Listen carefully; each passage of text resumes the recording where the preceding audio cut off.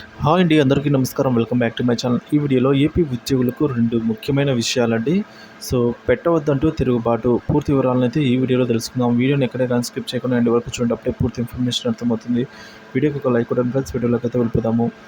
ప్రభుత్వ సంక్షేమ పథకాల అమల్లో కీలక పాత్ర పోషించే గ్రామ వార్డు సచివాలయ ఉద్యోగుల సమస్యలను ప్రభుత్వం తక్షణమే పరిష్కరించాలని సిపిఐ రాష్ట్ర సహాయ కార్యదర్శి ముల్లపాటి నాగేశ్వరరావును కోరారండి. సో నాగేశ్వరరావు గారు అయితే కోరడం జరిగింది. శనివారం ప్రెస్ క్లబ్లో నిర్వహించిన విలేకరుల సమావేశంలో ఆయన మాట్లాడారు.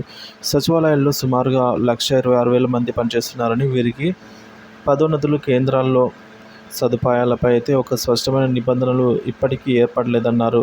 ఒక్కో అసిస్టెంట్కు 3-4 బాస్లు ఉన్నారని చెప్పారు. ఈ సచివాలయాలన్నీ సక్రమంగా పనిచేయాల్సిన అవసరం ఉందన్నారు. 19 విభాగాల్లో 15,000 సచివాలయాల్లో పనిచేస్తూ ఉన్న ఉద్యోగులకు ఈ విధంగా అర్హులకు పదోన్నతులు కల్పించాల్సి ఉన్న స్పష్టమైన నిబంధనలు లేకపోవడం వల్ల విచారకరమన్నారు. సో వీళ్ళపై రాజకీయ ఒత్తిళ్లు తగ్గించి పెండింగ్లో ఉన్న ఇంక్రిమెంట్లు, టీఏ, ఆర్ఆర్ఏలు వెంటనే చెల్లించాలని, ఇతర విభాగాల్లోకి మారిన ఉద్యోగులకు పదోన్నతులు కల్పించాలని కోరారు.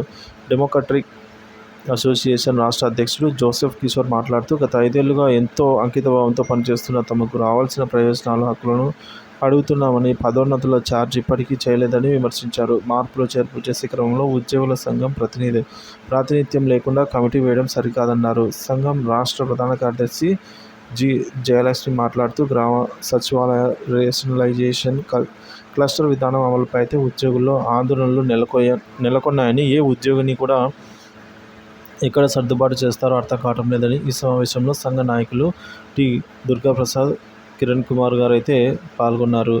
సో మొత్తానికైతే ఈ విధంగా 2 ముఖ్యమైన విషయాలు అయితే తిరుగుబాటు పెట్టవద్దు అని అయితే కోరడం జరిగింది.